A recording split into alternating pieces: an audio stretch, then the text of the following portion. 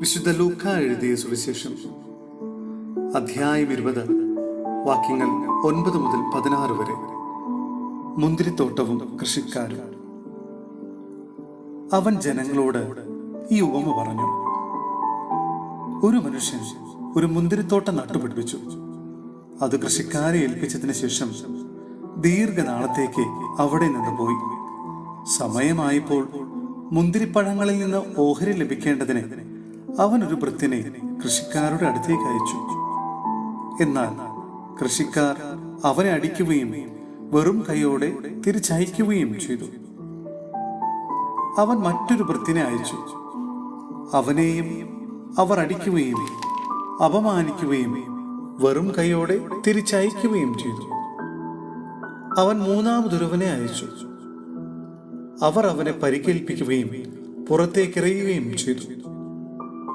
അപ്പോൾ തോട്ടത്തിന്റെ ഉടമസ്ഥൻ പറഞ്ഞു, ഞാൻ എന്താണ് ചെയ്യുക?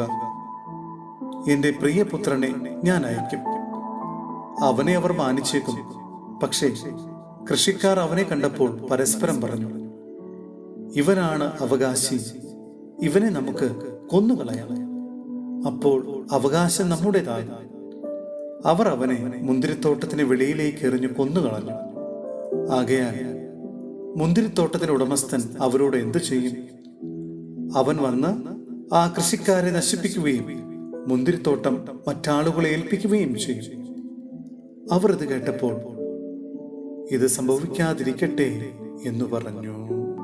സഹോദരരെ, വിശുദ്ധ പൗലോസ്ലീഹ തിമോത്തിയോസിന് എഴുതിയ 1-ാം ലേഖനം അധ്യായം 6 വാക്യങ്ങൾ 13 മുതൽ 16 വരെ.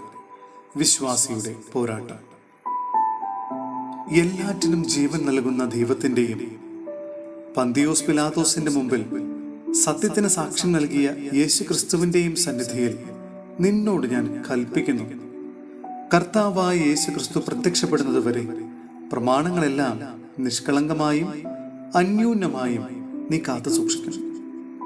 വാഴ്ത്തപ്പെട്ടവനും ഏകപരമാധികാരിയും രാജാക്കന്മാരുടെ രാജാവും പ്രഭുക്കളുടെ പ്രഭുവുമായ ദൈവം യഥാകാലം ഇത് വെളിപ്പെടുത്തി തരും. അവിടുന്ന് മാത്രമാണ് മരണമില്ലാത്തവൻ.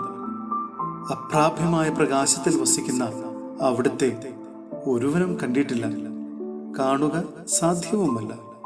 സ്തുതിയും അനന്തമായ ആധിപത്യവും അവിടുത്തേക്കുള്ളതാണ്. ആമേൻ.